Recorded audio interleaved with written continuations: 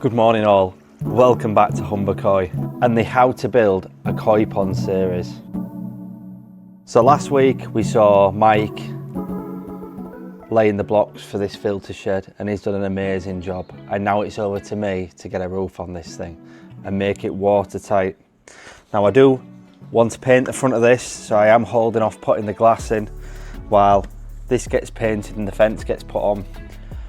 But first things first, let's make this watertight and get some stuff inside it. So first job on the list is to get some timber on the top and screw it down into the blocks, and that will give me a secure fixing point to put all the joists across for the roof that we're going to fit.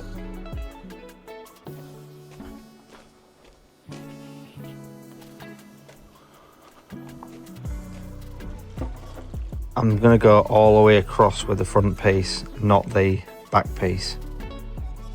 There's a bigger brick here to screw into that way.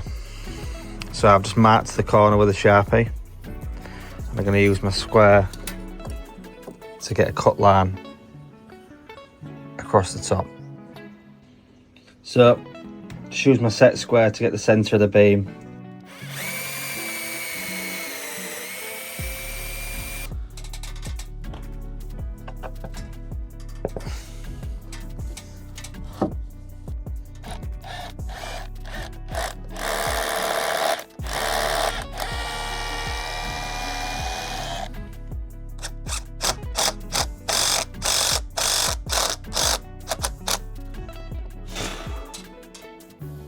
That'll go nowhere now. These are concrete screws if you've never used them before.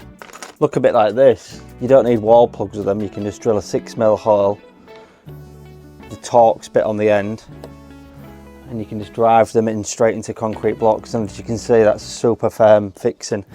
I've left it could do to be drove down a little bit more. I've left it slack just so I can adjust that end when I do that and get that centre, and then I'll do the two middle ones. I'm having to interrupt this video for an important announcement. Have you got a superfish pump with one of these remotes and you're constantly losing it? Well, I've got the solution. I've started up my own business, 3D printing koi stuff. So, for our first product, it is this remote holder for your superfish remote. You can even get them in double and triple, because some people also ask for triple. You can get these by searching Humber Koi on Vinted. Let's go back to the video.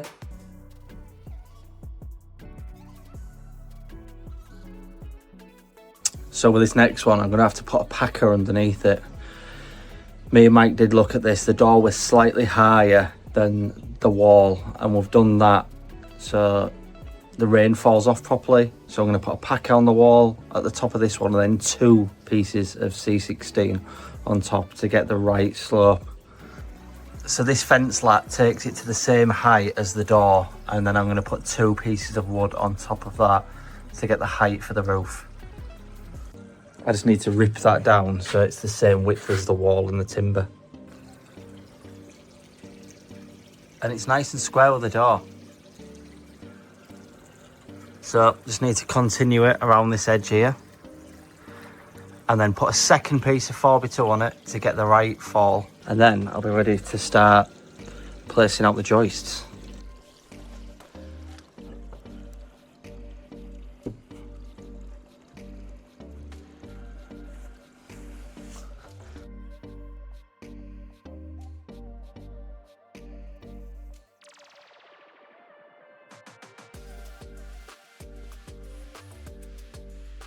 That's annoying. My string line just exploded while trying to mark an angle on this. Made a right mess, I look like a smurf now. It's everywhere.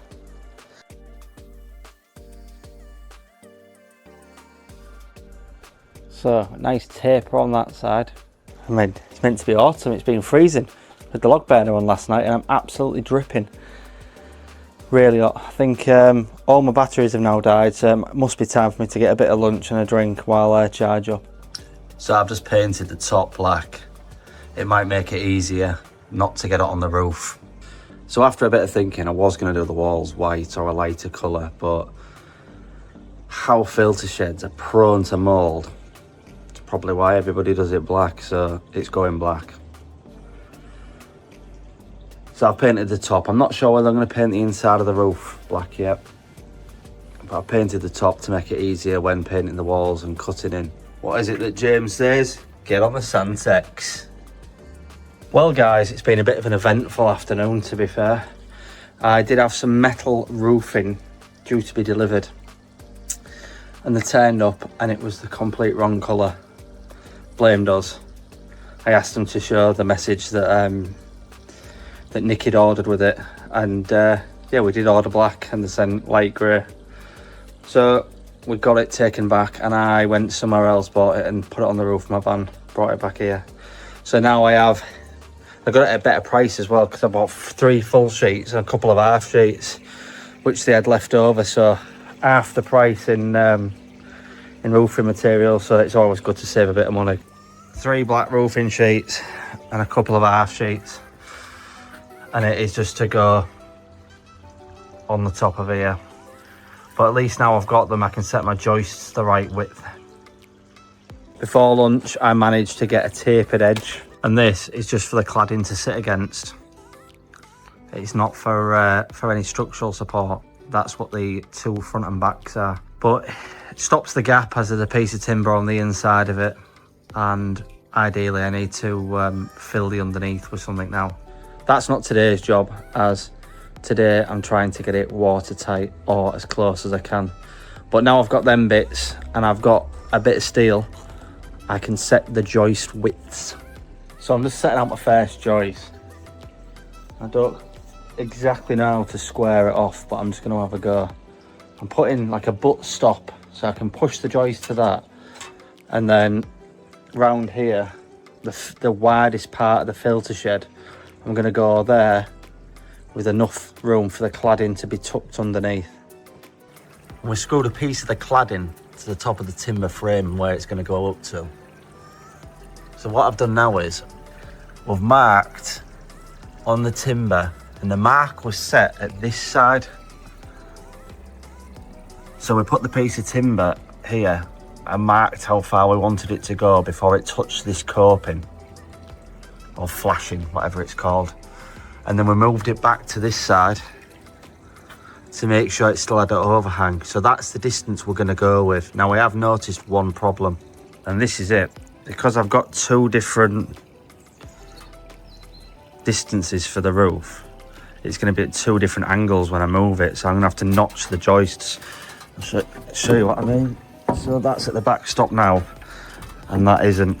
And as you can see, the roof would be twisted. So I'm going to have to try and notch this. I've done a rough guess of how I think it's going to be by just pencil marking around there to try and make it sit at this height.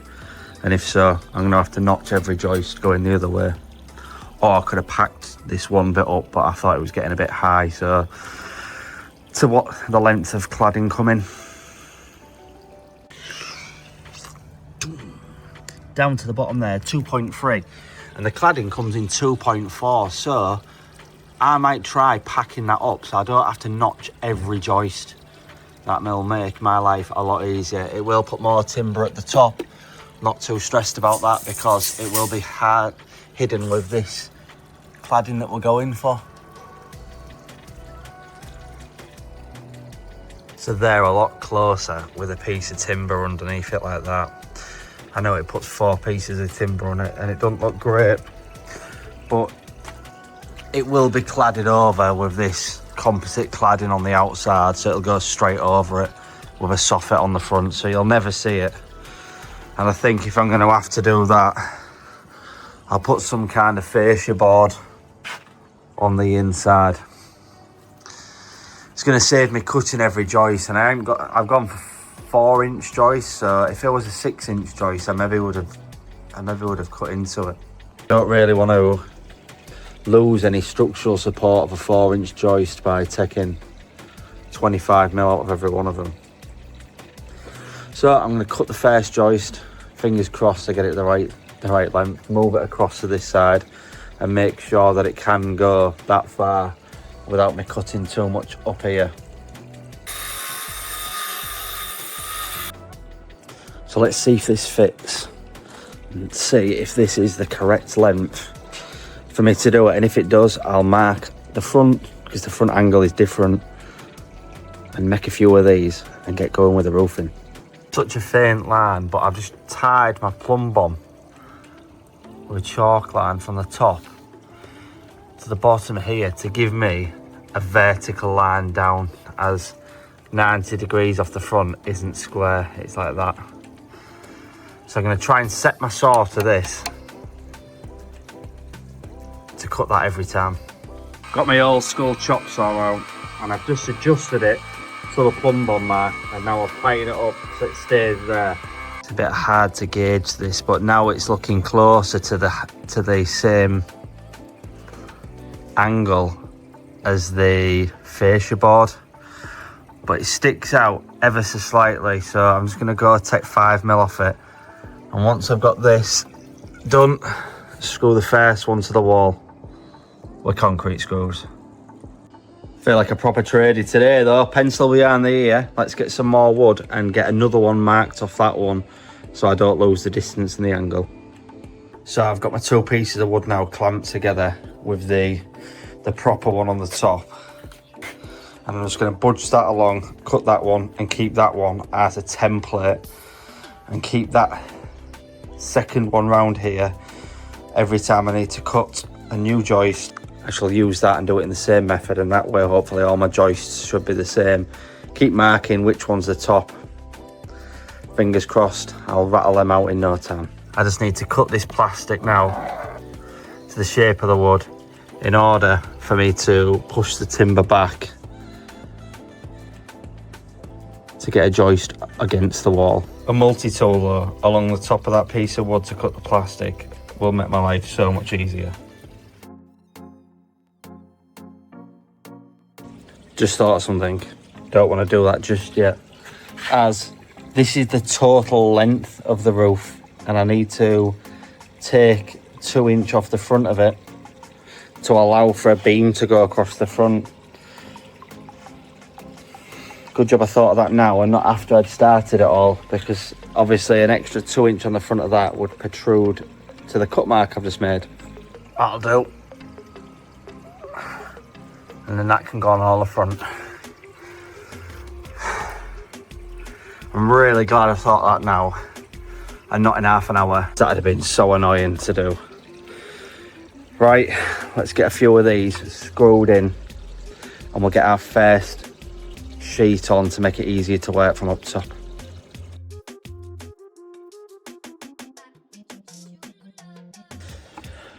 So I need to put the joists in for 2 different things. I need one for wooden boards, so it needs to go 1.2 meters wide, and then the other ones are for the flats in the metal panels. So I need to allow for both. So the first thing I'm going to do is put one exactly 1.2 meters wide, center that off so the boards have somewhere to sit. So my mark's just here behind that beautiful Glasgow Koi carp mug. I tell you, that's one show that I'm looking forward to next year, once all this is done and I've got a bit more freedom to go out. The Scottish show looked ace, and I will be making a trip up there next year and seeing all of them guys. I met loads of the Glasgow Koi carp lads at the North East Koi show. What a good set of lads they are. That's annoying. My set square has just hit the floor and snapped the tab off, so now I can't lock it off. And I've been using it to mark the centre of the wood to get it right for bits of ply. So I'm going to have to nip out and get another one of them. So, speed screw fix. Got myself a new square. I hope that one lasts as long as the last one, but I don't think stuff's made as good as what it used to be, as that one's nearly 20-year-old. Got myself another chalk line as well, seeing as that exploded. I do need that to mark where the screws are going to go on the roof and the OSB. I also got a couple more lengths of timber just in case, because I don't want to be going back out. So, got the first one on with these hurricane ties, I think they're called, rather than a joist hanger that hangs below the roof. And that is 1.2 meters, and then I'll do another one at 1.2 meters, and that's for the OSB. And then I'll work out, put 2 joists on the flats of these between them. That should be enough for this size roof.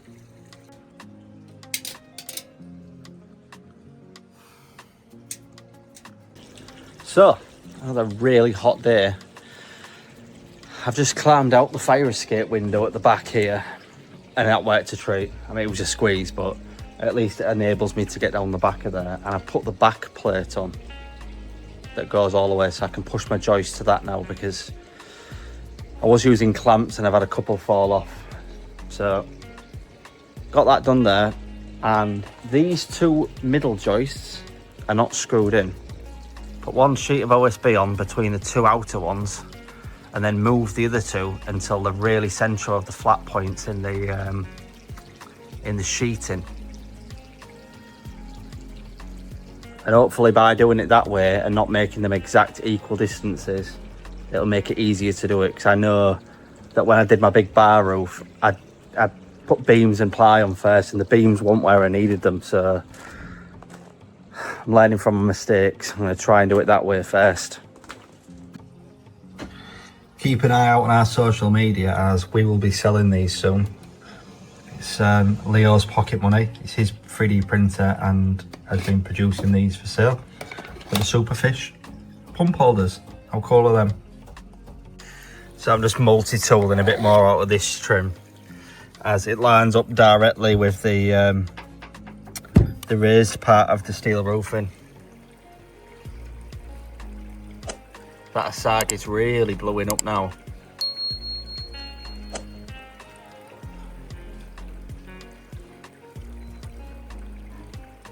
I'm getting there. 1 sheet at a time. Just a few daft angles as the garage wall won't square, and we've just made a filter shed between the pond and the garage, so one end's like that. But simple bit of cutting in situ, and I've managed to get it somewhat near. I've got another board to go, and then I can start lining up to get the tin roof on there. Now I don't have any of the flashings for the tin roof yet, because I wanted it made to measure, so I'll have to get that on and just pray it and pee it down over the next couple of days. It takes 2 days to make, and then I can have it fully watertight. I've got some insulation to go on the top as well that was given to me by a chap at Wakefield Koi called David. What a legend. Cheers for the insulation, mate. Well, I've got a platform to work on now. I still only have half the joists in though, because I haven't put the other ones where the tin flats are going to go. But they're in situ, ready for me to move left or right and then secure them in. I just had to do quite a bit of messing around. That's why I haven't been recording with this overhang that hangs over the pond. It was just really annoying with only 1 person, but OSB's done. I just need to screw the last few panels down, and then I've got some insulation to stick on. Let's crack on with that.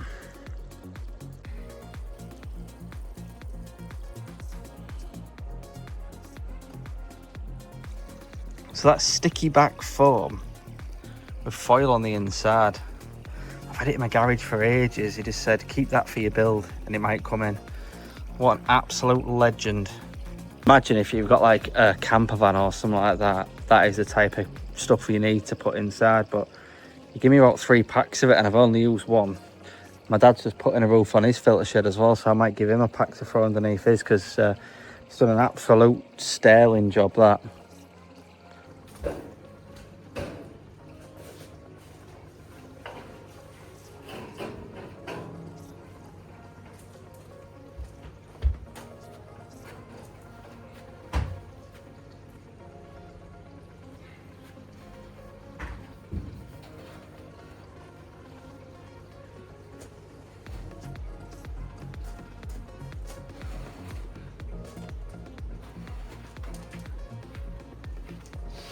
Ready? What's that?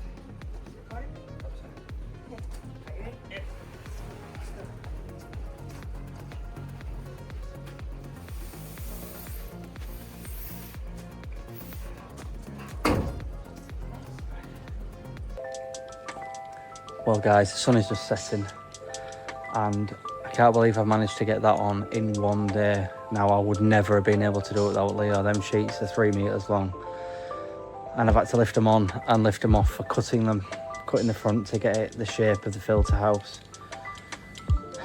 Now I can go and order my flashing tomorrow, so kudos to Leo, he's been a big help. I need to find out where I can get some grey soffits for to go underneath here, or black soffit to go with the roof. That'll look really good. Or maybe just get some hardwood board and just paint it black.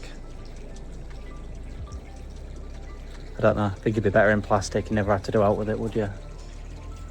Well, tomorrow's job is to get the joists in, because I've only put the OSB joists in. I haven't put all the other ones are in there, but they are just loose. So I can get them exactly where the flats of the boards are. But that is tomorrow's job. I need to go and sort tea out. Have you seen how cool this door is that Mike got me? It's got integrated blind in the glass, so it's not swinging around. You can do that, or you can give it a... And it's inside the glass, so it'll never get dusty or mouldy. That's mega, that, isn't it? Well guys, it's the next day. The roof is on, but it's not on properly. I do need to get the trim pieces for the edge, the soffits for underneath, and get some sealant between the sheets. Now, I only managed to do what I did with Leo's help because I couldn't lift them up on my own without risking them slipping back and piercing the pond. So I've been and bought the soffits to go underneath here and there. I need, once that's in, measure this distance between the top of the roof and the underneath of the soffit to get the trims made. I still need to do the joists to hold the steel roof, as I haven't done that yet. But I don't want to be climbing on a steel roof today as it's raining. Be slippy when wet. So I've come inside and I decided to do a couple of inside jobs. I've got the glass to fit inside of these windows, and I thought, God, it's getting a bit boring doing it without music. So I've just fitted my Alexa on the wall here. I've had Leo 3D print me an Alexa holder. How cool is that? Just mounts to the wall. So while it's been raining, I've fitted this light, and it's controlled via a smart light switch inside the house and the Alexa, so the Alexa can turn it on. But we have this, and one click of this turns the garage light, the lights on the front of the bars. It's going to turn the lights on the outside of the pond, in the soffits, and also in here. A cool piece of tech, considering that none of the switch wires live together. It's all done on Wi-Fi, so I'm pretty pleased with that. We had it set up like that in the old filter shed, and if you really wanted to, you can just tell Alexa to turn it on, so it just turns just that one on. So I managed to get one of the windows in. Wow, that was a struggle. Didn't really know which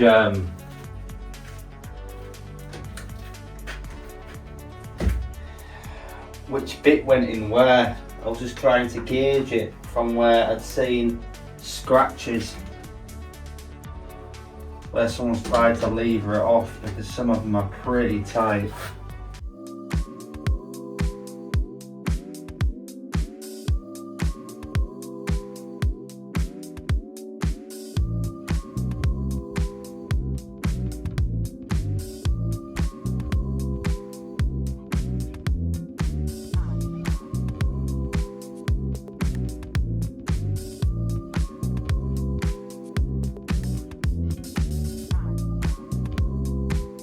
There we go guys, 3 windows. It's raining, but I am concerned that obviously a lot of these joists are in situ yet. It has been raining. I know I need to do the guttering, and I need to screw the roof sheets down and seal it, but I think it's due to stop this afternoon, so I'll get up there and finish that off and measure up for the guttering and see what I need. Tell you what though, I've just used a load of this Obi-Wan stuff in that seal there. Now we're going to get an upstand that sticks to the wall there. And I've used the spray with fairy liquid in it method that Stu taught me to get a nice seal on that. And it's sealed miles nicer than CT1 has.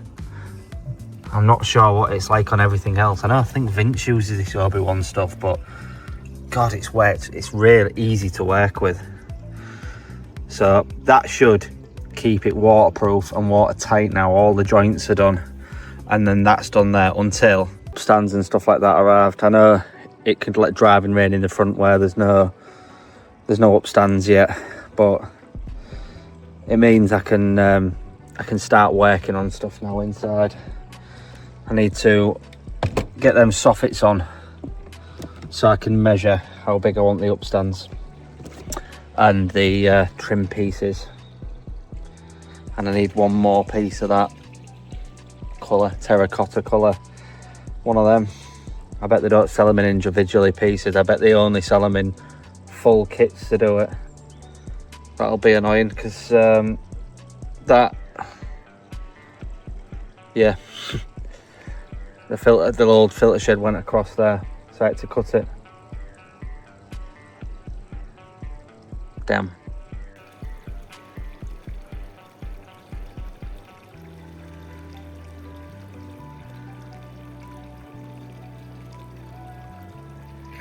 I tell you what, Leo's Tancho is an absolute awesome koi.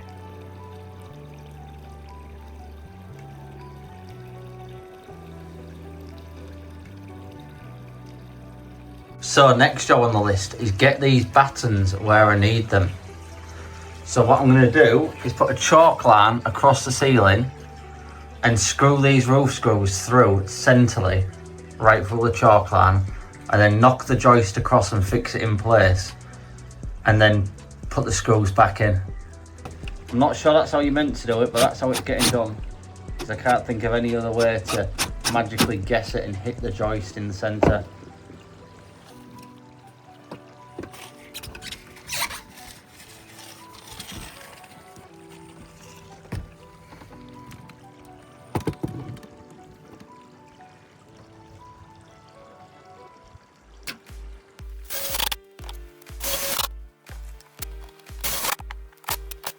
So I put 3 holes in.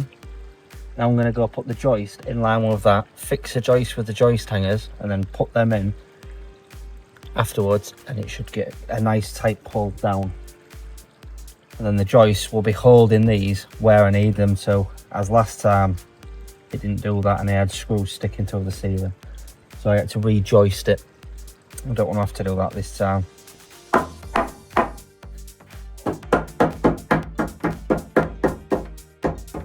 Why is it when you're nearly done something, you find an easier method near the end? Now, I didn't realise these plates had a hammer and nail on the front, so you could hold it in place. I have had some right difficulty with that.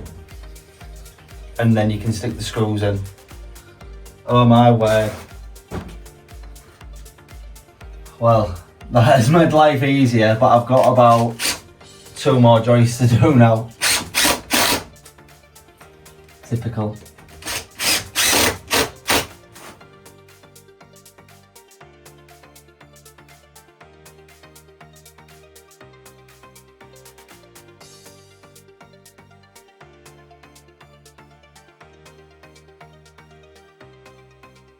So once again, Leo has got me out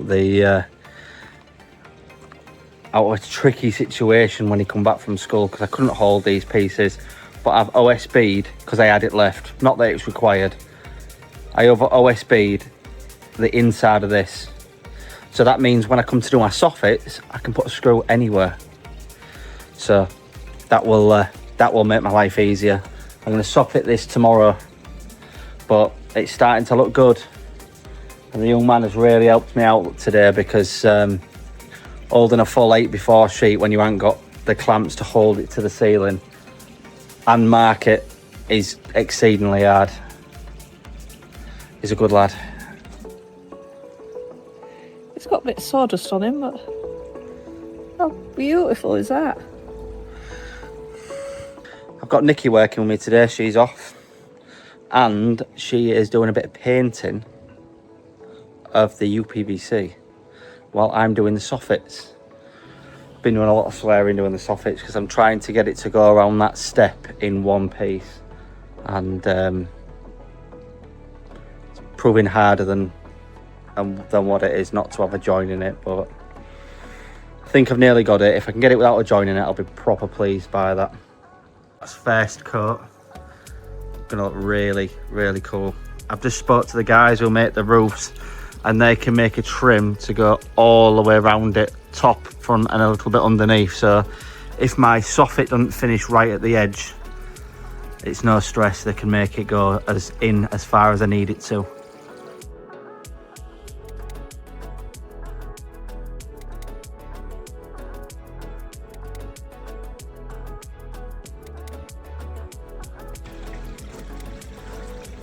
Well, Storm Amy happened this weekend. The cover's gone off the pond. Luckily everything else is all right. Let's show you what we've been up to over the weekend. Niki has painted this window and done a fantastic job of it. She's also been doing a spot of painting inside. So she's got quite a bit done. These two walls need a second coat. Yeah, looks brilliant. I do need to get all these tools out there though and get it tidied up, ready for the next project. But today, we are going to be doing the flashing along the edge to make this roof complete.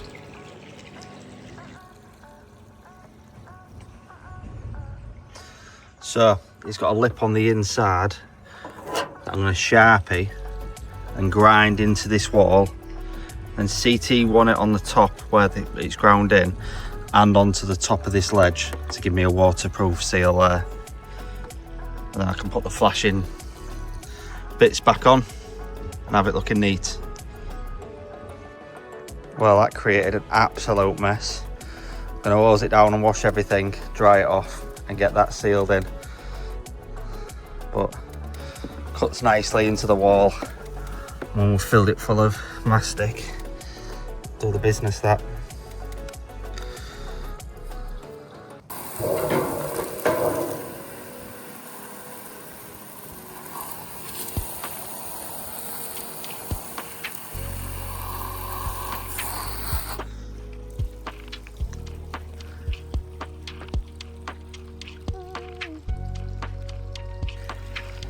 I also managed to go to the roofing supply, now this is glued in, and get a piece for each end. So that is the roof completed. And it tucks around underneath to cover the soffit, so it looks real nice.